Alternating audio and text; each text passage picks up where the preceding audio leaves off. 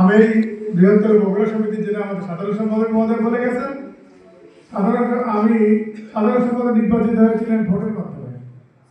একজন অগ্রণী ব্যাংকের ডিজিএম সাহেব বলেছিলেন আমি নির্বাচন করবো না, আমাকে সিলেকশন দিতে হবে। তখন আমি বলেছিলাম যে আমি সিলেকশন দিব না, আমি নির্বাচন করবো। যদি আপনি আসতে পারেন আসবেন, নাহলে আমি আসবো। দুইজন নির্বাচনে আমি পেলাম 721 ভোট আর উনি পেলেন 53 ভোট। সে ব্যক্তিটি কিন্তু নিশ্চয়ই আপনারা চেনেন। চেনেন কি আপনারা? চেনেন না, নাম বলে চিনবেন। তিনি কিন্তু আমাদের অত্যন্ত ঘনিষ্ঠজন। তারপরেও বলি মহান রাব্বুল আলামিন উনি অসুস্থ, ওনাকে সুস্থতা দান করুন। আমিন। ওনার পরিবার যারা কষ্টে আছেন, সুখ শান্তি আল্লাহ বিরাজমান করুন। এখানে আমার এক ভাই আছেন, মোস্তাহিন বিল্লাহ সাহেব আছেন না? উনি নিজ দিকে হয়ে আছেন কেন ভাই, বুঝতে পারলাম না।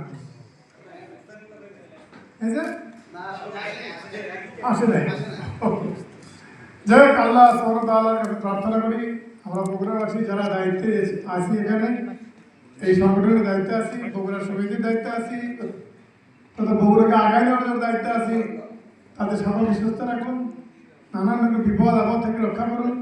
সেই সঙ্গে আমি আপনাদের কাছে বিনীতভাবে প্রার্থনা রাখব। প্রার্থনাটা আমাদের এখানকার আজকের প্রধান অতিথিকে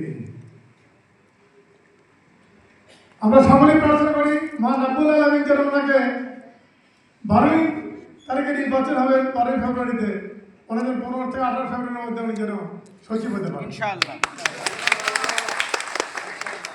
যে মন্ত্রণালয়ের অতিরিক্ত সচিবের দায়িত্ব আছে সেই মন্ত্রণালয়ের দায়িত্ব পালন আলহামদুলিল্লাহ।